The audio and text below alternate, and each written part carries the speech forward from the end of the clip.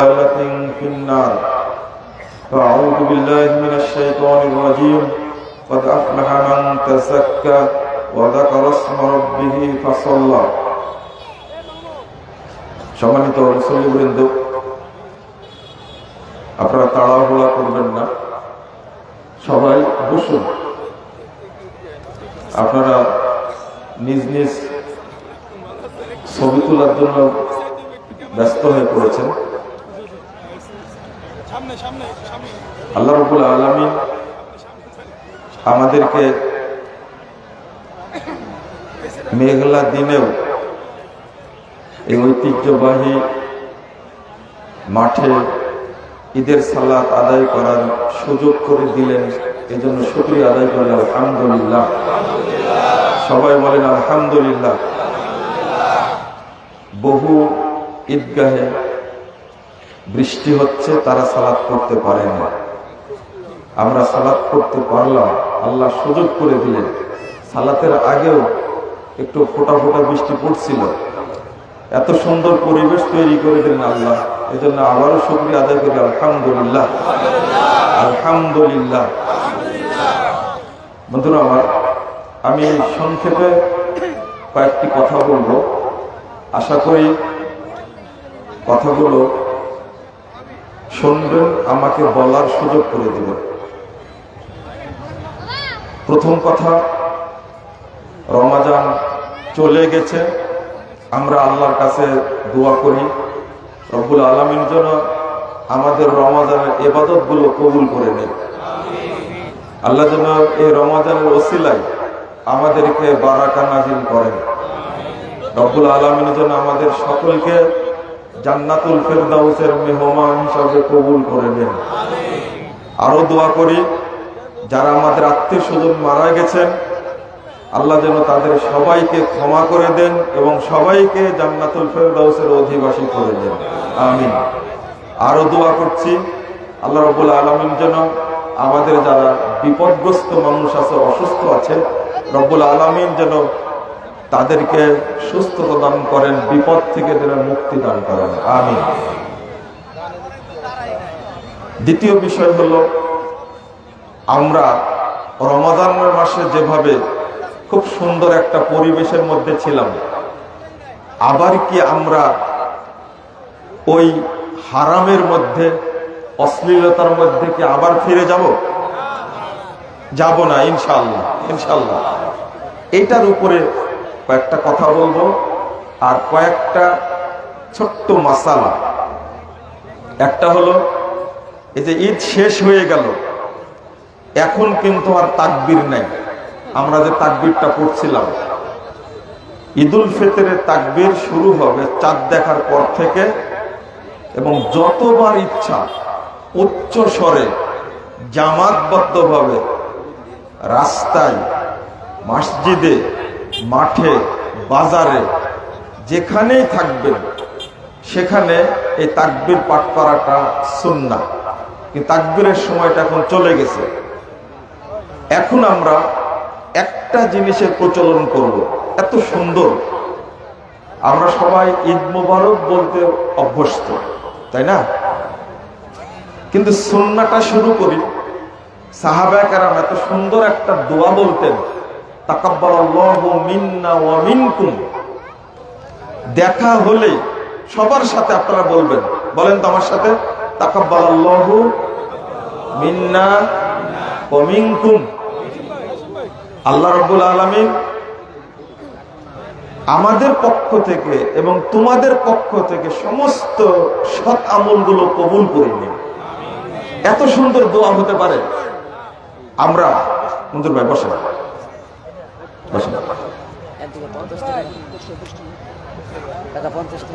এই যে আল্লাহর কাছে বলছি রমাজানের ইবাদত গুলো যেন আল্লাহ কবুল করেন, এই জন্য সাহাবায়ে কেরাম আগামী 5 মাস যাবত দোয়া করতেন। রমাজান চলে যাওয়ার পরে 5 মাস দোয়া করতেন। কারণ রমাজানের মতো ইবাদতের বরকত আর অন্য কোনো মাসে হবে না। রাসূল সাল্লাল্লাহু আলাইহি ওয়াসাল্লাম বলছেন, 2106 নম্বর হাদিস নাসাইর মধ্যে এসেছে, আতাকুম রমাদান শাহরুন মুবারাক, তোমাদের কাছে একটা বরকতময় মাস এসেছে রমাদান। আপনি এই রমাদান মাসে যা কিছু করেছেন সবগুলোতেই আল্লাহ বারাকা দিবেন, আর এই বারাকা যেন আল্লাহ কবুল করেন। এই জন্য সাহাবায়ে কেরাম 5 মাস যাবত আল্লাহর কাছে দোয়া করতেন। কেমন একটা মাস আমরা ছেড়ে দিলাম, চলে গেল। আশা করি এই তাকওয়ার বরকতে আগামী 11 মাস আমরা যেন আবার কোনো পাপে জড়িয়ে না পড়ি, এটা মনে রাখতে হবে। এই ঈদের সময় যার সাথে দেখা হবে, কথা হবে, প্রথমটা বলবেন তাকাব্বালাল্লাহু মিন্না ওয়া মিনকুম। মোবাইলে মেসেজ দিবেন এই বলে তাকাব্বালাল্লাহু মিন্না ওয়া মিনকুম, ঈদ মোবারক বলার দরকার নাই। আরেকটা বিষয় হলো, এখানে আমরা পরস্পরে ঈদ মাঠে কুলাকুলি করি, তাই না? এই মুয়ানাকা কুলাকুলি করার বিধানটা হলো যখন কেউ সফর থেকে আসবে। আমি আসলাম, আমাদের অ্যাডভোকেট সাইফুল ভাইয়ের সাথে দেখা হলো, আমি কিন্তু মুয়ানাকা করলাম, এটা আমি সফর অবস্থায় আছি। কিন্তু পরস্পরে নিজেরা ঈদ মাঠে এসে মুয়ানাকা করবেন, এটা কোনো দলিল না, একটা বেদাতি একটা আমল। আমি আরো সতর্ক করব আপনাদেরকে যে রমাজানের ইবাদতটা ওই ব্যক্তির নষ্ট হয়ে যাবে। আমি আবারও বলছি কথাটা, রমাজানের ইবাদতগুলো নষ্ট হয়ে যাবে ওই ব্যক্তির, যে ব্যক্তি আবার হারামের মধ্যে ফিরে যাবে, যে ব্যক্তি আবার সুদের মধ্যে, ঘুষের মধ্যে, জেনার মধ্যে, অশ্লীলতার মধ্যে ফিরে যাবে। আল্লাহ তার পূর্বের ইবাদতগুলো কি করে দিবেন? বাতিল করে দিবেন। রাসূল সাল্লাল্লাহু আলাইহি ওয়াসাল্লাম বলছেন, আলা সাতালকাউনা বাদি রাব্বাকুম ওয়া ইয়াসআলু আন আমালিকুম ফালা তারদিউ বাদি দুল্লালা। হে আমার উম্মত, তোমরা অচিরেই তোমাদের রবের সঙ্গে সাক্ষাৎ করবে,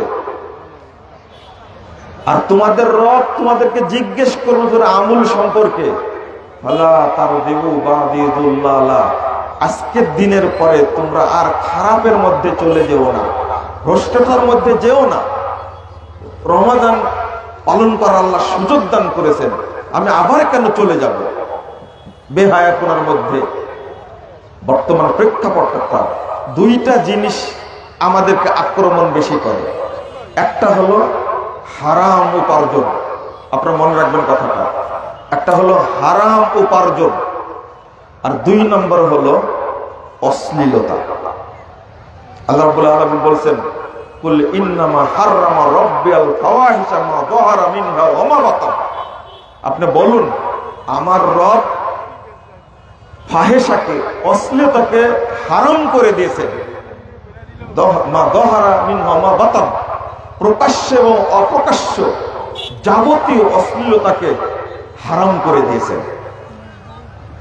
1 নম্বর, হারাম খাওয়ার কারণে যেটা হচ্ছে, আপনার সন্তানটা প্রতিবন্ধী হচ্ছে। 2, প্রতিবন্ধী বলতে কি বুঝেন আপনি? শুধু শারীরিক প্রতিবন্ধী মানসিক প্রতিবন্ধী না। আপনার সন্তান নষ্ট হওয়ার পিছনে সবচেয়ে বড় কারণ হলো আপনার আমার উপার্জনটা হালাল নয়। আপনি এখন আফসোস করছেন, আমার সন্তানগুলো মদখোর হয়েছে, আমার সন্তানগুলো নামাজ পড়ে না, আমার মেয়েরা বেপরদা, নানান অভিযোগ আপনার। আমার সন্তান সারাদিন সোয়ানি, মদ, গাঁজা এগুলো নিয়ে ব্যস্ত থাকে। এর মূলে আছে হারাম উপার্জন। এটা এমন খারাপ জিনিস, আপনি এইটা বন্ধ করে দেন। 15 নম্বর হাদিস সহিহ মুসলিমের মধ্যে এসেছে, রাসূল সাল্লাল্লাহু আলাইহি ওয়াসাল্লামের কাছে একজন সাহাবী, নাম হলো নৌমান ইবনে কাওকাব, তিনি এসে বলছেন, আল্লাহ রাসূল, ইজা সাল্লাইতুল মাকতুবা, এই হাদিসটা শুধু স্মরণ রাখবেন, আমি যদি শুধু ফরজ সালাত আদায় করি, আমি শুধু আপনারা সামনে যে কথা বলেন, আমি যদি শুধু ফরজ সালাত আদায় করি, ইদা সাল্লাইতুল মাকতুবা ওয়া আহাল্লাতুল হালাল ওয়া হারামতুল হারাম, হালালটা গ্রহণ করব, হারামটা বর্জন করব, দুইটা কাজ। আমি ফরজ সালাত আদায় করব আর হালাল খাবো, আর হলে জান্নাত, তাহলে কি আমি জান্নাতে যেতে পারবো? আল্লাহ রাসূল বললেন, না, তোমার জন্য জান্নাতে রেডি থাকবে। দুইটা কাজ কি কি বলেন তো? 5 ওয়াক্ত সালাত আদায় করবেন আউয়াল ওয়াক্তে, দুই শুধু হালাল খাবেন, হারাম খাবেন না, আল্লাহ আপনাকে জান্নাত দিবেন। আপনি কি বুঝতে পারছেন হালালের পাওয়ারটা কেমন? আল্লাহ বলছেন, না, তোমার জন্য জান্নাত। মানে হালাল খাওয়ার কারণে যত ইবাদত আছে, আল্লাহ সমস্ত ইবাদত করার আপনাকে তৌফিক দান করবেন। আর যখনই হারাম ঢুকে যাবে, হারাম মানে কি? অল্প যদি হারাম ঢুকে যায়, অল্প, বেশি না, অল্প। রাসূল সাল্লাল্লাহু আলাইহি ওয়াসাল্লাম বলেছেন, লা ইয়াদখুলুল জান্নাতা জাসাদুন বুদ্দিয়া বিল হারাম, যার শরীরটা গঠিত হয়েছে হারাম খাদ্য দ্বারা, ওই শরীরের উপরে আল্লাহ জান্নাতকে হারাম করে দিয়েছে। আল্লাহ রাসূল সাল্লাল্লাহু আলাইহি ওয়াসাল্লাম বলেন, লা ইয়াদখুলুল জান্নাতা মান নাবাতা লাহমুহু ওয়ান নারু আওলা বিহি, যার অল্প একটু খাবারের মাধ্যমে শরীরে হারাম মিশ্রিত হয়েছে, ওই ব্যক্তির জন্য জাহান্নাম প্রস্তুত করা আছে। তাহলে হারামের প্রভাবটা এত খারাপ। 82 বছর বয়সে একজন লোককে জিজ্ঞেস করলাম যে, আপনার কি কোনো অসুখ বিসুখ আছে? তখন আমাকে উত্তর দিলেন, বাবা, এমন কিছু খাইনি যে আল্লাহ আমাকে বড় অসুখ দিলেন। তার বিশ্বাসটা কত! আমার কোনো ডায়াবেটিস নাই, কিডনিরও সমস্যা নাই, হার্টেরও সমস্যা নাই, আমার প্রেশারও নাই, আমি নর্মাল চলি, নর্মাল খাই, আল্লাহ সুস্থ রাখছেন, আলহামদুলিল্লাহ। কথার দাপট কত! এখানে একটা বিষয় মনে রাখবেন, হারাম খোরের কোন ইবাদত, কোন দোয়া আল্লাহর কাছে কবুল হয় না। এমনকি কঠোর একটা অবস্থা, কঠোর একটা অবস্থা। যদি হারাম খোর আল্লাহর কাছে দোয়া করে, আল্লাহ রাগান্বিত হন, আল্লাহরও অভিশাপ নাজিল করে। আপনি বিপদে পড়েছেন, হারাম খোর মানুষ বিপদে পড়ে না? মসজিদে গিয়ে আল্লাহর কাছে হাত তুলে কাঁদছেন, আল্লাহ দয়া করবো না গজব নাজিল করবে? গজব নাজিল করবে। হারাম খোরকে আল্লাহ পছন্দ করেন না। একটা হাদিস বর্ণিত হয়েছে, রাসূল সাল্লাল্লাহু আলাইহি ওয়াসাল্লাম বলছেন, বনী ইসরাঈলদের যুগে আসাবা বনী ইসরাঈল বালাউন কাহতুন, বনী ইসরাঈলদের মধ্যে বিশাল একটা দুর্ভিক্ষ দেখা দিল, মানুষ জমিনে টিকতে পারে না, এমন গজব নাজিল হচ্ছে। তারা এলাকা থেকে বেরিয়ে দৌড় দিয়ে গিয়ে একটা মসজিদে আশ্রয় নিল।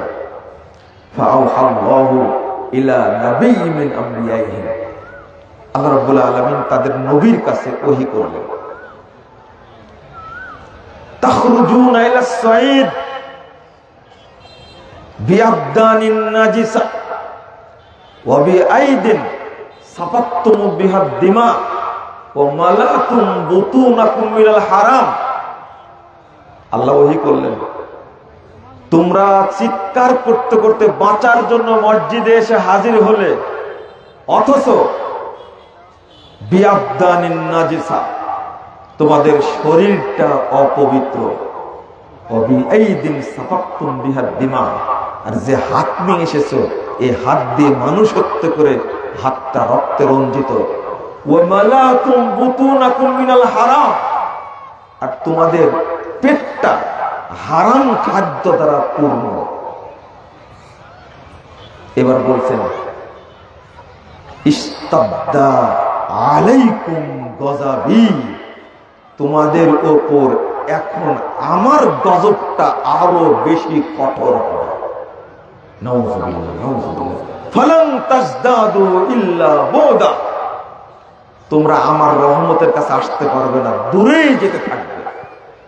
হারামখোরের কোন দোয়া আল্লাহ তো কবুল করেন না। এরা মসজিদে গিয়ে ওই কাবায় গিয়ে আল্লাহর কাছে দোয়া করলে আল্লাহ আরো রাগান্বিত হন, তার উপরে গজব আরো বড় করে বর্ষণ করেন। কেন হারাম খান আপনি? আস্তাগফিরুল্লাহ, আস্তাগফিরুল্লাহ, নাউযুবিল্লাহ। সবচেয়ে বড় বিষয় হলো যে হারামের যে প্রভাবটা পড়ে সামাজিক ভাবে, এটা কিন্তু আমরা বুঝতে পারি না। একজন ব্যক্তি এত উচ্চ শিক্ষিত, মানে বাংলাদেশে পড়াশোনা করেছে, এরপরে জাপান থেকে ডিগ্রি নিয়ে আসছে, লন্ডন থেকে, জার্মানি, কানাডা, আমেরিকা থেকে ডিগ্রি নিয়ে আসছে। আসার পরে এত টাকা বাপ খরচ করেছে, কিন্তু ওর দ্বারা কোনো উপকার নাই। আপনি বলবেন যে উপকার তো আছে। কি উপকার আছে? ও এক গ্লাস পানি পর্যন্ত খাওয়া শিখে নেয়। পানিটা খায় বাম হাতে, তাই না? তোর মধ্যে কোনো কল্যাণ আছে? আস্তাগফিরুল্লাহ। ও বিয়ে করে স্ত্রী সহবাস করেছে, স্ত্রী সহবাসের দোয়াটাও পড়ে না। সন্তান ভালো হওয়ার সম্ভাবনা আছে? এত উচ্চ শিক্ষিত হয়ে লাভটা কি হলো? এই জন্য নবী মুহাম্মদ সাল্লাল্লাহু আলাইহি ওয়াসাল্লাম বলেছেন, মাইয়ুরিদিল্লাহু বিহি খায়রান ইউফাক্কিহু ফিদ-দ্বীন। ৭১ নম্বর হাদিস সহিহ বুখারী। আল্লাহ যার কল্যাণ চান তাকে দ্বীনের জ্ঞান দান করেন। বোঝা গেল যার মধ্যে দ্বীনের জ্ঞান নাই তার মধ্যে কোনো কল্যাণ নাই। Zero, zero. মনে করেন সবচেয়ে ক্ষমতাধর বর্তমান পৃথিবীর বিশ্ব সন্ত্রাসী, ১ নম্বর সন্ত্রাসী হলো ডোনাল্ড ট্রাম্প, তাই না? ১ নম্বর সন্ত্রাসী। ওর মধ্যে কোনো কল্যাণ আছে? ও আমেরিকার প্রেসিডেন্ট হওয়ার পরে দুইবারে এই শয়তান বলে আমাকে নোবেল দিতে হবে। নোবেলের ভিখারি, শান্তি তো নোবেল নেবে তার। তো আমি যেটা কি বুঝাতে চাইলাম, কি ও বড়টার কথা বললাম, ছোটটার কথা না। ও আমেরিকার প্রেসিডেন্ট, ওর মধ্যে কোনো কল্যাণ আছে?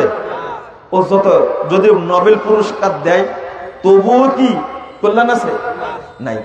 যার মধ্যে দ্বীনের জ্ঞান নাই, শুধু এতটুকু মনে রাখবেন, আপনি নিজেই ক্ষতি করছেন।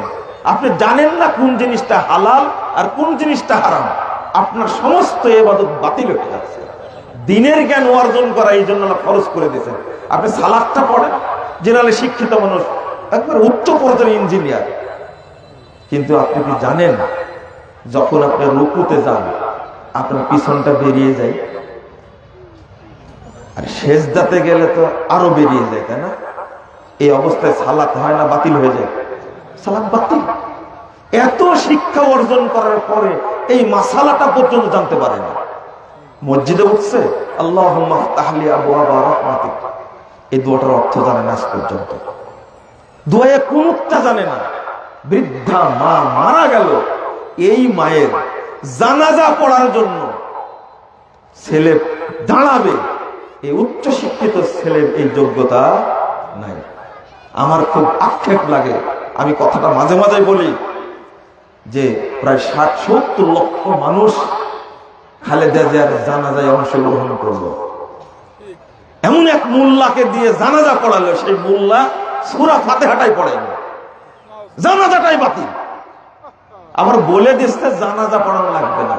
আমার আক্ষেপ ছিল, লন্ডনে ছিলেন তারেক রহমান, এখনকার প্রধানমন্ত্রী, তাই না?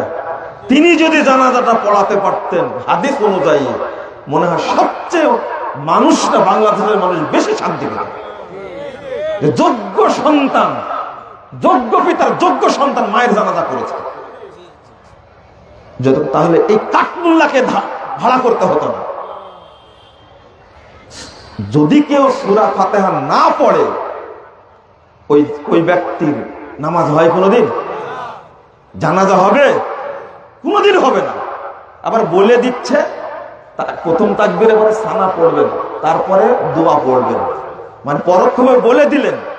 আমার রাগটা হয়েছিল এই জায়গায়, বহু মানুষ আছে যারা সালাতে সূরা ফাতিহা পড়ে, আছে না?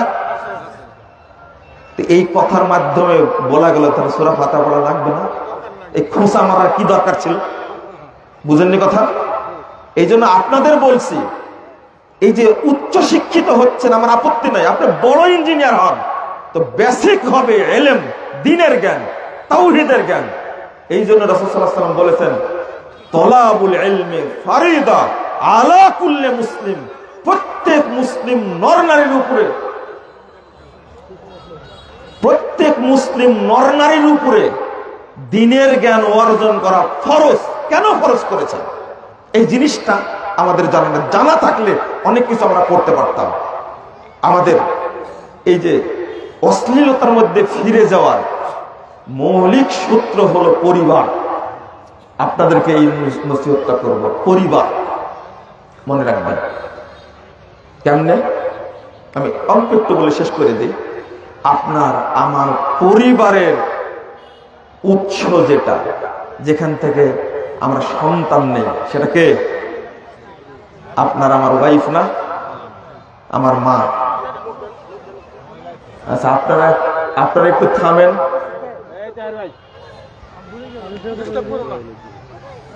অনেকে আছেন এখানে আমার বক্তব্য শুনেন, ওনারা মনে মনে বলছেন যে মুজাফফরবিন মহসিন কিছুই বলছে না এদেরকে। এটা আমি আলোচনা করলে এটা করার সুযোগ দেয় না আমরা কখনো। যাক, ঈদের দিন ধমক টমক না দিই, কিছু মনে করবেন না, সবার অন্তরটা ঠান্ডা থাকে ভালো। যেটা বলছিলাম, ওই উৎসটা আপনারা যারা বিয়ে করেননি আলহামদুলিল্লাহ, তাদের জন্য নসিহত। ওই পরিবারের মূল বরকতের খনি যেটা, ওটা ভালো করে চয়েস করবেন। তবে নিজে আগে ভালো হবেন, তারপর মানে 10 বছর যাবত কষ্টি নষ্টি করে একটা ভালো মেয়ে পাবেন আপনি, এটা সম্ভব না। আমি কি জন্য বলছি কথাটা? ওই জায়গাটা যদি ভালো হয়, ওই মহিলাটা যদি বরকতপূর্ণ হয়, আল্লাহ রাব্বুল আলামিন আপনার পুরো পরিবারটাকে বরকতে ভরিয়ে দেবেন। আল্লাহ রাসূল বলছেন, তাব্বাল লিয-যাহাবি ওয়াল ফিদ্দা, তাব্বাল লিয-যাহাবি ওয়াল ফিদ্দা, তাব্বাল লিয-যাহাবি ওয়াল ফিদ্দা।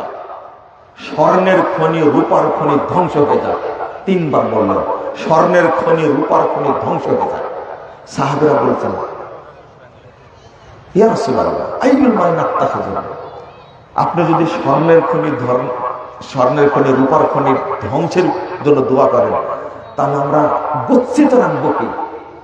রাসূল সাল্লাল্লাহু আলাইহি ওয়াসাল্লাম বলছেন, লিয়াত্তাখিয আহাদুকুম জাওজাতান সালিহা, তোমরা তোমাদের বাড়িতে একজন দিনদার স্ত্রীকে রেখে দাও, এটাই হলো বরকতের খনি, এটাই হলো স্বর্ণের খনি। একজন মহিলা যদি বরকতপূর্ণ হয়, ওই ব্যক্তি সফল। ঈদ শেষ হয়ে যাবে, এখন আপনারা নিজেদের মেয়েকে বের করে নিয়ে একবারে যত দামি পোশাক আছে বের করে নিয়ে বিভিন্ন জায়গায় চলে যাবে। রমাদানের সিয়াম কি করে দিলেন? এটাই ইবলিসের কৌশল। কেন বউকে সুন্দর করে সাজিয়ে বন্ধুর বাড়িতে যেতে হবে? ইবাদত করে কি এটাই শিখলেন? বুঝবেন, আপনার ওয়াইফ যেদিন দেখবেন বাহিরে যাওয়ার জন্য সে সাজুগুজু করছে, দামি দামি পোশাক করছে, সেই দিনই বুঝবেন এই খান্নাস মহিলা, এর দ্বারা পরিবারের কোনো উপকার হবে না। আমি হাদিস দিয়ে বলছি, আপনি শোনেন। আমাকে 2টা হাদিস অনুবাদ করতে দেন, সারাদিন তো ফুর্তি করবো, 2টা কথা শুনে যান। মুহাম্মদ সাল্লাল্লাহু আলাইহি ওয়াসাল্লাম বলছেন, মিন সাদাতি ইবনে আদম, আদম সন্তানের সৌভাগ্যের প্রতীক। সৌভাগ্যের প্রতীক কি? প্রথম কথা বলছেন 3টা, তার মধ্যে আল মারআতুস সালিহা, নেককার স্ত্রী যে ব্যক্তির আছে, ওই ব্যক্তি হলো দুনিয়া এবং পরকালের সফল ব্যক্তি। ওই স্ত্রী কি আমাদের বাড়িতে আছে? আশ্চর্য একটা ব্যাপার। আবার কি বলছেন? আদম সন্তানের দুর্ভাগ্যের, অকল্যাণের প্রতীক হলো আল মারআতুস সু, বদ স্ত্রী, খারাপ স্ত্রী যার বাড়িতে আছে, ওর বাড়িতে সন্তানগুলো খারাপ হবে, ধন সম্পদ টিকবে না, আল্লাহর গজবে ধ্বংস হয়ে যাবে। ওই জায়গাটাই মূল জায়গা। আল্লাহ রাসূল সাল্লাল্লাহু আলাইহি সাল্লাম বলছেন, আযাবুন নিসায়ে বারাকা, বরকতপূর্ণ মহিলারা তারা, আইসারুহুন্না মাওনা, যাদের চাহিদা খুব কম, চাহিদাই নেই, এই মহিলার মধ্যে আল্লাহ বেশি বরকত নাযিল করেন। কিন্তু রমাদানের আগে থেকে আপনার কাছে বায়না শুরু করেছে, এবারে কিন্তু একটা চেন দেওয়াই লাগবে। ওই বিয়ের পর থেকে কিছুই দেওনি, আমাকে কি দিয়েছো, চাই না আপনার কাছে, এরকম মহিলা আমাদের বাড়িতে নাই। ওই জন্য সন্তানগুলো খারাপ হয়। কথা কি বুঝতে পারলেন? বরকতপূর্ণ মহিলা না হলে আপনার জীবনটাকে ধ্বংস করে দেবে। ওকে পুষে কোনো লাভ নাই। প্রথম দিনে বুঝে যেতে যাবেন আপনি যে কমন পড়েনি। কথা কি বুঝতে পারছেন? 2-1 মাসের মধ্যে বুঝে নেবেন কি এটা কমন পড়েনি, ওকে বাদ দিয়ে দিতে হবে। অত সাধু শাস্তে যাবেন না, অত সাধু শাস্তে যাবেন না। ইসমাইল আলাইহিস সালামের ওয়াইফ, যার ওই বয়সে জন্ম শ্রেষ্ঠ নবী মুহাম্মদ রাসূলুল্লাহ সাল্লাল্লাহু আলাইহি ওয়াসাল্লাম, ইব্রাহিম আলাইহিস সালাম এসেছেন বাড়িতে। ইসমাইলের ওয়াইফকে জিজ্ঞেস, কেমন আছো? খুব একটা ভালো চলছে না। ইসমাইল কোথায় গেছে? শিকার করতে গেছে। আসলে বললো, একজন বৃদ্ধ লোক আসছিল, তোমার বাবা চৌকাঠ চেঞ্জ করতে বলেছে। কি চেঞ্জ করতে বলেছে? চৌকাঠ। মনে হয় ইসমাইল আলাইহিস সালাম আপনি বেশি দিনদার মানুষ নাকি? বউকে আদর করতে করতে এমন জায়গায় তুলেছেন যে পরিবারে বরকতি নষ্ট হয়ে গেছে। আপনার দুর্বলতার কারণে মহিলারা, বাচ্চা কাচ্চা জাহেলিয়াতের মধ্যে বেশি যায়, আপনার আদরের কারণে, আপনার টাকা পয়সার কারণে। ইসমাইল আলাইহিস সালাম আসলেন, কে আসছিলেন? আপনার বাবা আসছিলেন। কি বলল? যে জিজ্ঞেস করলেন, আমি বলেছি তেমন ভালো যাচ্ছে না। উনি বললেন যে ইসমাইল আসলে বলল চৌকাঠ গেলে চেঞ্জ করে। ঘরে ঢোকার আগেই বলছে, ও তোমাকে তালাক দিতে বলে গেছে, তুমি চলে যাও। বেশি কথা না, শুধু এতটুকু। ভালো যাচ্ছে না খুব একটা। ইসমাইল আলাইহিস সালামের চেয়ে ইব্রাহিম আলাইহিস সালাম ভালো জানেন আবুল আম্বিয়া, সমস্ত নবী রাসূলের বাপ। তিনি জানেন এই মহিলা পুষে এই পরিবারে কোনো বরকত শুধু একটা কারণ। আর আমাদের পরিবার তো নামাজই পড়ে না। নিউ মার্কেটে যাওয়ার সময় এমন ভাবে সাজবে, ও কাকে দেখাতে যায় বলেন তো দেখি? তাকে দেখাতে যায়। যেদিন বুঝবেন বাহিরে যাওয়ার জন্য, বোনের বাড়ি যাওয়ার জন্য, মার্কেটে যাওয়ার জন্য সাজুগুজু করে বের হচ্ছে, ওই দিন বুঝবেন এর দ্বারা কোনো কল্যাণ আপনি পাবেন না, কিছুই নাই এর মধ্যে। রাসূল সাল্লাল্লাহু আলাইহি ওয়াসাল্লাম বলছেন, ওয়াশাররু নিসাইকুম আল মুতাবাররিজাত আল মুতাখায়্যিলাত হুন্নাল মুনাফিকাত লা ইয়াদখুলুনাল জান্নাহ। রাসূল সাল্লাল্লাহু আলাইহি ওয়াসাল্লাম বলছেন, খারাপ মহিলা কারা? আল মুতাবাররিজাত, যারা নিজের শরীরকে মানুষকে দেখাতে চায়, এরা হলো সবচেয়ে নিকৃষ্ট মহিলা। মনে রাখবেন, আপনার একটা মেয়েকে দেখছে কোন পুরুষ, একবার দেখছে, কয়বার? একবার দেখছে। একবার যদি আপনার মেয়ের চেহারা দেখে, আপনার ওয়াইফের চেহারা কোন বেগানা পুরুষ দেখে, তার মাঝ থেকে আল্লাহ সমস্ত বরকত করবে। আপনি দেখাচ্ছেন যে ইচ্ছা করে, আল্লাহ আপনার মধ্যে কোনো বরকত রাখবেন না। এই জন্য সাহাবা কেরামের মধ্যে মহিলা সাহাবী, তাবেঈদের মধ্যে যারা মহিলা ছিলেন, তাদের চেহারা একদিনের জন্য পৃথিবীর কোন পুরুষ দেখবে। কেন?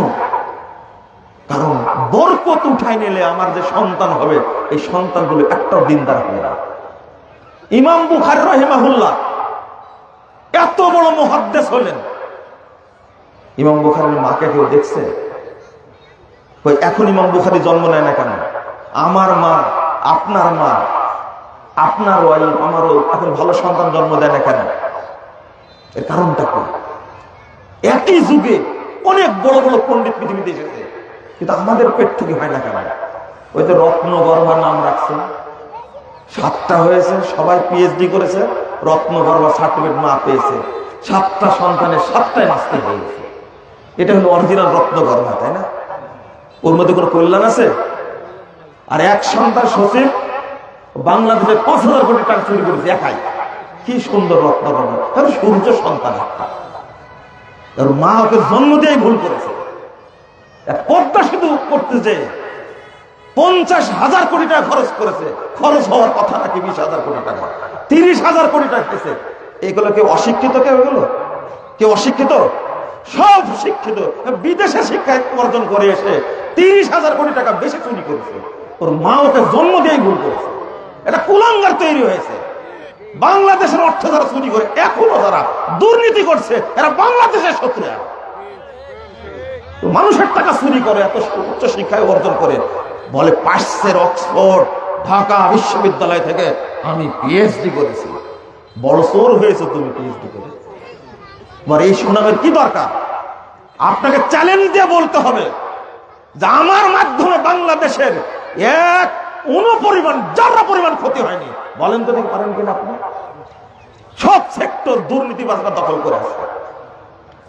এই যে বর্তমান প্রধানমন্ত্রী যেভাবে চলছেন, এখন আর প্রোটোকল লাগে না। একটা সাধারণ পিস কি একটা ওসি যাচ্ছে, রাস্তা বন্ধ করে যা শুরু করেছে, কিন্তু এই লোক কয়দিন টিকতে পারবে আল্লাহ ভালো জানে। আমলারাকে সন্তুষ্ট মনে করেছেন? এনার জন্য দোয়া করেন আপনারা, আল্লাহ যেন তাকে দিয়ে ওই কাজগুলো করার যে কাজে আল্লাহ সন্তুষ্ট। বলেন আমিন, বলেন একটু। তার দ্বারা আল্লাহ যেন বাজে কাজ না করে, যে কাজ আল্লাহ পছন্দ করেন ওই কাজ যেন তারেক রহমান মাধ্যমে আল্লাহ করেন। বলেন আমিন। আমরা সেটাই চাই। কোন দুর্নীতিবাজ বাংলাদেশের জন্য জায়গা না পায়, কোন হারামখোর যেন জায়গা না পায়। একবার জিরো টলারেন্স, স্পষ্ট। এটা আমাদের দাবি। আমরা তো পারবো না। আল্লাহর কাছে বলি, আল্লাহ দুর্নীতিবাজ হেদায়েত না হলে তুমি ধ্বংস করে দাও, স্পষ্ট কথা। আর হেদায়েতের যোগ্য হলে তুমি হেদায়েত দান করো। কিন্তু রাষ্ট্রটাকে দুর্নীতি করে ভঙ্গুর করে দেবে শিক্ষিত জাতির নামে, এটা কখনো হতে পারে না। যে কথাটা বলছিলাম সেটা হলো, ওই জায়গাটা ঠিক করতে হবে। আপনার আমার স্ত্রী, ওই তার মধ্যে থেকে বরকত যেন উঠে না যায়। মেয়েটাকে ভর্তি করেছেন ক্লাস 6-এ, 7-এ, 8-এ, 9-এ, ক্লাস 10-এ পর্যন্ত, এখনো বোরকা পরে না, তাই না? আর কোথায় ভর্তি করেছেন? কোন জায়গায় আপনি ভর্তি করেছেন আপনার অতি আদরের মেয়েটাকে? যে টিচারের কাছে পড়াচ্ছেন ওই টিচার হলো একটা লুচ্চা মার্কা টিচার। দাঁড়ায় না পেশাব করে, তাই না? দাঁড়া পেশাব করা বুঝেন তো? নামাজ পড়ে না। ছাত্রীরা ধর্ষিতা হয় ম্যাক্সিমাম টিচারের কাছে। নাউযুবিল্লাহ, আস্তাগফিরুল্লাহ। তা আপনি বাপ হিসাবে একটা আদরের মেয়েটাকে এই টিচারের কাছে পড়তে দিলেন কেন? ওর মধ্যে কোনো বরকত থাকবে? এখান থেকে আমাদের শেষ হয়ে যাচ্ছে আজকের খুতবার। আমার মূল অংশটুকু ছিল এইটা, আমরা যেন নিজেদের পরিবারে এমন একটা সন্তান নেই, তৈরি করি আমরা, যেন ওই সন্তান যেন বাংলাদেশের জন্য, মুসলিম উম্মার জন্য রহমত হয়। আল্লাহ যেন কবুল করেন, আমিন। শেষে একটু ইঙ্গিত দিয়ে শেষ করি। বর্তমান মধ্যপ্রাচ্যের যে অবস্থা, এটা একটা আল্লাহর বড় নিয়ামত। চারিদিকে ছিল সব শিয়া রাফেজিদের দখলদারিত্ব। এর মাঝে আল্লাহ সৌদি আরবকে কোরআন সুন্নাহর একটা রাষ্ট্র হিসাবে কবুল করেছেন, আলহামদুলিল্লাহ। এই রাষ্ট্রটিকে ইহুদি খ্রিস্টানরা দখল করে আবার ওই আগের যে শিয়া তুর্কিদের শাসনামল ছিল, 100 কত বছর হচ্ছে, কেবল 103 বছর হলো, কেবল 103-4 বছর হলো সৌদি আরব স্বাধীন হয়েছে। আবার ওইদিকে নিয়ে যাওয়ার চেষ্টা করা হচ্ছে। হারামাইন দখল করবে ইহুদি খ্রিস্টানরা, হারামাইন পরিচালনা করবে। নাউযুবিল্লাহ। প্রথম দোয়া করবেন আল্লাহর কাছে, আল্লাহ যেন এই হারামাইনের সম্মানটাকে রক্ষা করেন, আমিন। এখন এক ইমামের পিছনে সমস্ত মানুষ সালাত আদায় করতে পারে। প্রায় 656 বছর যাবত এই মক্কাতে 4 ইমামের পিছনে সালাত আদায় করছিল। ওখানে হানাফি মুসাল্লা ছিল, শাফি মুসাল্লা ছিল, মালিকি হাম্বলি মুসাল্লা ছিল। ওখানে মুহাম্মদ সাল্লাল্লাহু আলাইহি সাল্লামের মুসাল্লা ছিল না।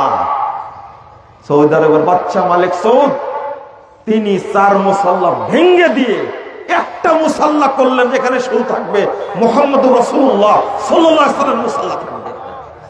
656 বছর পরে এটা ভেঙে দেওয়া হয়েছে, নতুন ষড়যন্ত্র শুরু হয়েছে। আপনারা না বুঝেই অনেক কিছুই করছেন। আজকে ইরানের উপরে আক্রমণ করছে বিশ্ব সন্ত্রাসী ইসরায়েল, তাই না? আমেরিকা। আপনারা সবাই ইরানের পক্ষ হয়ে অনেক কান্নাকাটি করছেন। ইতিহাসটা যারা ইতিহাস জানেন, আমি শুধু বলে দিই, এই ইরানের মাধ্যমে আমেরিকা ইরাককে ধ্বংস করেছে। সাদ্দাম হুসাইনের যে পারমাণবিক পরিকল্পনা ছিল সেটা ধ্বংস করেছে ইসরায়েলের মাধ্যমে। আমি সব লিখে দিয়েছি তারিখ বাই তারিখ। এর মাধ্যমে 30 লক্ষ মানুষকে হত্যা করেছে শুধু বাশার আল আসাদ সিরিয়াতে। 30 লক্ষ। ভিডিওগুলো দেখবেন আপনার। কে হত্যা করেছে? আগের যে খোমেনি ছিল আর বর্তমান যে খোমেনি মারা গেল, এরা সুন্নি মুসলমানদের সবচেয়ে বড় শত্রু। ইয়ামানে 40 লক্ষ মানুষকে হত্যা করেছে এই রাফেজি, এই শিয়া খোমেনি। এই খোমেনি মন্তব্য করেছে, নাউজুবিল্লাহ, আস্তাগফিরুল্লাহ, আপনি শুনলে হতবাক হয়ে যাবেন। প্রথম কথা, ইরানের খোমেনি গোষ্ঠী, রাফেজি গোষ্ঠী, আল্লাহ রাসূলের সাহাবী, ইসলামের খলিফা আবু বকর, ওমর, উসমান সহ 5 জন সাহাবী বাদ দিয়ে সবাইকে কাফের মনে করে থাকে। এক, আমাদেরকেও কাফের মনে করে থাকে, সাহাবী তাবেদের কাফের মনে করে থাকে। এমনকি এরা সালাতের মধ্যে দাঁড়িয়ে আবু বকর, ওমর, আয়েশা, হাফসার উপরে আল্লাহর কাছে লানত কামনা করে।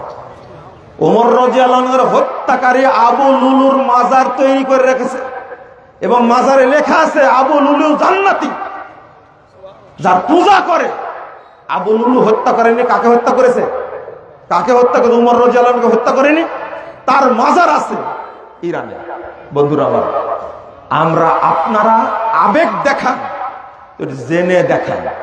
যে খোমেনি লিখছে আয়েশা ওয়া হাফসা ওয়া তলহা ওয়া জুবায়ের ওয়া মুয়াবিয়া ওয়া আশবাহুহুম কানু আখবাসা মিনাল কিলাব ওয়াল খানাজির।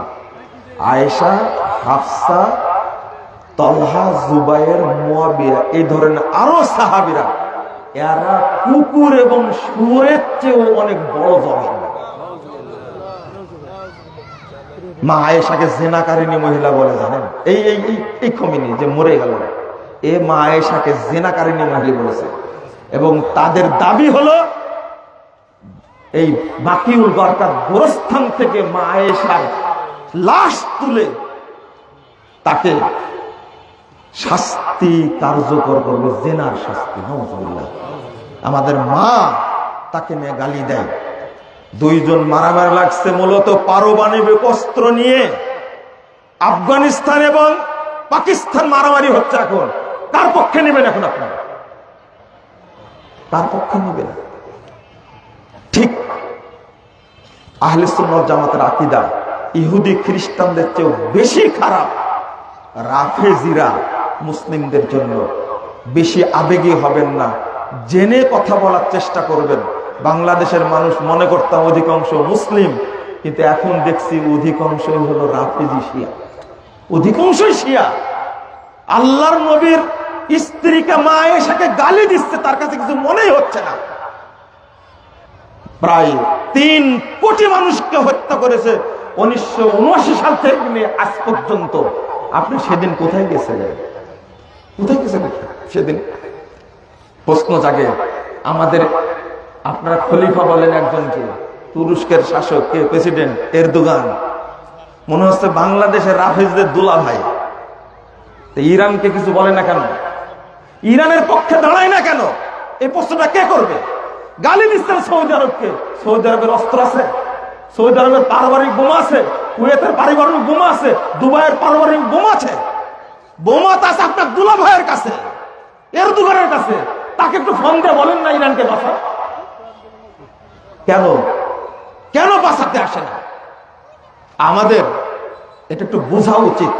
আমি বলছি না সৌদি আরব দুধে দোয়া তুলসী পাতা, আমি এটা বলিনি, তাদের অনেক অপরাধ আছে, কিন্তু একটা বেলাদুত তাওহীদ হারামাইন যেখানে আছে তার প্রতি আপনার বিদ্বেষ, আপনি সারাদিন হারামাইনের বিরুদ্ধে, তাদের আলেমদের বিরুদ্ধে। কি চমৎকার আব্দুর রহমান সুদাইসি বলছে, এ হলো ইহুদিদের দালাল। আমরাও ইহুদিদের দালাল ছিলাম, গত বছর থেকে ইহুদিদের দালাল নামটা কেটে গেছে। আহলে হাদিসরা রোজা নষ্ট করে, 3 মিনিট আগে আযান দেয়, বলেনি আগে 54 বছর যাবত আহলে হাদিসদেরকে অপমান করেছে, মসজিদ ভেঙে দিয়েছে, ইমামদের গ্রেফতার করেছে। কিন্তু গতবার এসে সরকার বলে দিল সূর্য ডুবলে ইফতার করবে, এটাই হলো ইফতারের টাইম, বলেনি? আলহামদুলিল্লাহ, এখন সবাই ইহুদিদের দালাল হয়ে গেছে, তাই না? 54 বছর গালি দিলেন, তার কি হবে? মসজিদ ভেঙে দিলেন, ইমামদেরকে গ্রেফতার করলেন, তার কি হলো? মুখে কথা উচ্চারণ করবেন যেটা তারই রেকর্ড হয়ে থাকবে কিয়ামতের মাঠে। 54 বছর যাবত সহ্য করেছি, বলেন আমরা সংশোধন হয়েছি না তারা সংশোধন হয়েছে? তারা হয়েছে, আমরা হয়নি। প্রায় 1100 বছর যাবত 2 হারামে জোর করে তারাবির সালাত চলছিল 20 রাকাত, এখন কয় রাকাত চলে? আহলে হাদিসরা এমন জিনিস, মক্কার আমল চেঞ্জ হয় না, আহলে হাদিসের আমল চেঞ্জ হয় না। হক এটাকেই বলে, এটাই হক বলে, এটা মনে রাখবেন। আহলে হাদিসের পিছনে লাগার দরকার নাই। একদিন আপনি খোমেনিকে চিনবেন, একদিন আপনি ইরানকে চিনবেন এবং নিজেই আঙ্গুল কামড়াবেন কত ভুল করেছি আমরা না বুঝার কারণে। বন্ধুরা আমার, আপনাদের সাথে আমাদের ভ্রাতৃত্ব অনেক বেশি। এই যে এত সময় যাবত খুতবা শোনার কথা না, এটা আপনারা বসে থাকলেন, খুতবাটা শুনলেন, আমাকে সম্মান দান করেছেন, আলহামদুলিল্লাহ। আমি প্রথমেও দোয়া করেছি, এখনো দোয়া করছি এবং মুসলিম বিশ্বের জন্য দোয়া করব। আমি, আপনারা একটু দয়া করে আমার সাথে আমিন আমিন বলবেন ইনশাআল্লাহ। এই খুতবার দোয়াটা খুব গুরুত্বপূর্ণ, খুবই গুরুত্বপূর্ণ। দেশের জন্য দোয়া করবেন এবং মুসলিম উম্মার জন্য দোয়া করবেন, ফিলিস্তিনের জন্য দোয়া করবেন এবং সিরিয়ার জন্য দোয়া করবেন। দীর্ঘ 53 বছর পরে আল্লাহ রাব্বুল আলামিন সিরিয়ায় সালাফিদেরকে বিজয় দান করেছেন, আলহামদুলিল্লাহ। এই 53 বছরে প্রায় আপনার 60 লক্ষ মানুষকে হত্যা করা হয়েছে সিরিয়াতে। এটা করেছে ইরানের মাধ্যমে। আল্লাহ সিরিয়াকে হেফাজত করুন, বলুন আমিন। আল্লাহ যেন ফিলিস্তিনকে স্বাধীন করে দেয়, আপনারা দোয়া করবেন। আমি দোয়া পড়বো, আপনারা জোরে জোরে আমিন বলবেন। আল্লাহ যেন আমাদের ঈদের দিনে দোয়াটা কবুল করে নেন, আমিন ইয়া রাব্বাল আলামিন। আল্লাহ যেন আমাদের সবাইকে জান্নাতুল ফেরদাউসের মেহমান হিসাবে কবুল করে নেন, আমিন। যারা মারা গেছেন, আল্লাহ যেন আমাদের আত্মীয় স্বজন তাদের সবাইকে যেন মাফ করে দেন, আল্লাহ যেন তাদের সবাইকে জান্নাতের সদস্য বানিয়ে দেন, আমিন। আল্লাহুম্মা গফির লানা ওয়া লিল মুমিনিনা ওয়াল মুমিনাত ওয়াল মুসলিমিনা ওয়াল মুসলিমাত ওয়াল আহইয়াই মিনহুম ওয়াল আমওয়াত। আল্লাহুম্মা গফির লানা ওয়া লিল মুমিনিনা ওয়াল মুমিনাত ওয়াল মুসলিমিনা ওয়াল মুসলিমাত ওয়াল আহইয়াই মিনহুম ওয়াল আমওয়াত। আল্লাহুম্মা আইজ্জাল ইসলামা ওয়াল মুসলিমিন, আল্লাহুম্মা আইজ্জাল ইসলামা ওয়াল মুসলিমিন, আল্লাহুম্মা আইয়িদিল ইসলামা ওয়াল মুসলিমিন। اللهم انجل المستضعفين من المؤمنين في كل مكان يا رب العالمين يا ارحم الراحمين. اللهم انجل المستضعفين من المؤمنين في كل مكان. اللهم انصر اخواننا المسلمين في فلسطين وكشمير وسوريا وسودان يا رب العالمين يا اكرم الاكرمين يا ارحم الراحمين يا ارحم الراحمين. اللهم احفظ مسجد الأقصى يا رب العالمين. اللهم احفظ المسجد الأقصى يا رب العالمين. اللهم احفظ المجاهدين والمرابطين في كل مكان. اللهم احفظ المجاهدين والمرابطين في كل مكان. اللهم احفظ بلاد المسلمين يا رب العالمين. اللهم احفظ بلاد المسلمين يا رب العالمين. اللهم افتح لهم فتحا قريبا. اللهم افتح لهم فتحا مبينا. اللهم افتح لهم فتحا عزيزا. اللهم افتح لهم فتحا قريبا يا خير الناصرين يا خير الناصرين يا أكرم الأكرمين.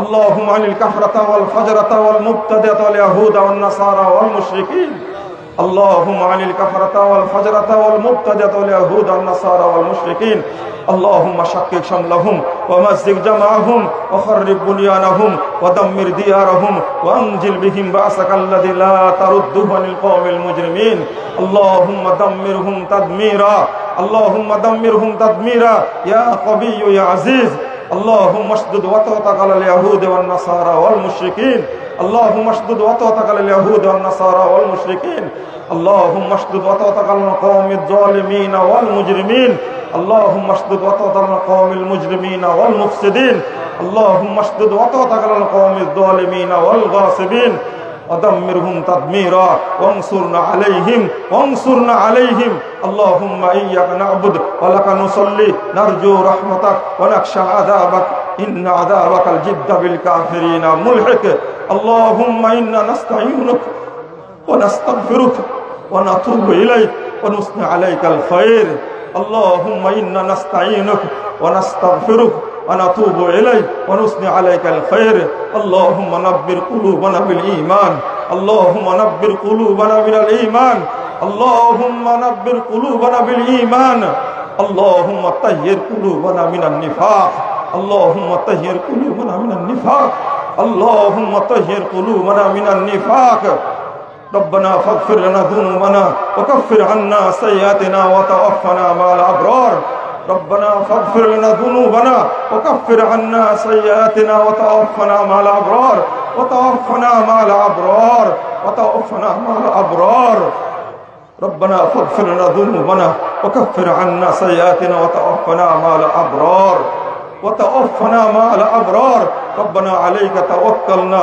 وإليك أنبنا وإليك المصير اللهم إنك عفو تحب العفو فاعف عنا اللهم إنك عفو تحب العفو فاعف عنا اللهم إنك عفو تحب العفو فاعف عنا ربنا لا تؤاخذنا إن نسينا واخطأنا ربنا ولا تحمل علينا إصرا كما حملته على الذين من قبلنا ربنا ولا تحملنا ما لا طاقة لنا به ربنا ولا تحملنا ما لا طاقة لنا به واعف عنا واغفر لنا وارحمنا أنت مولانا وارحمنا أنت مولانا فانصرنا على القوم الكافرين فانصرنا على القوم الكافرين ربنا أفرغ علينا صبرا وثبت أقدامنا وانصرنا على القوم الكافرين ربنا أفرغ علينا صبرا وثبت أقدامنا وانصرنا على القوم الكافرين ربنا اجعل لنا من لدنك وليا واجعل لنا من لدنك نصيرا ربنا اجعل لنا من لدنك وليا واجعل لنا من لدنك نصيرا ربنا آتنا في الدنيا حسنة وفي الآخرة حسنة وقنا عذاب النار ربنا آتنا في الدنيا حسنة وفي الآخرة حسنة وقنا عذاب النار ربنا آتنا في الدنيا حسنة وفي الآخرة حسنة وقنا عذاب النار ربنا تقبل منا إنك أنت السميع العليم وتب علينا إنك أنت التواب الرحيم وصلى الله على النبي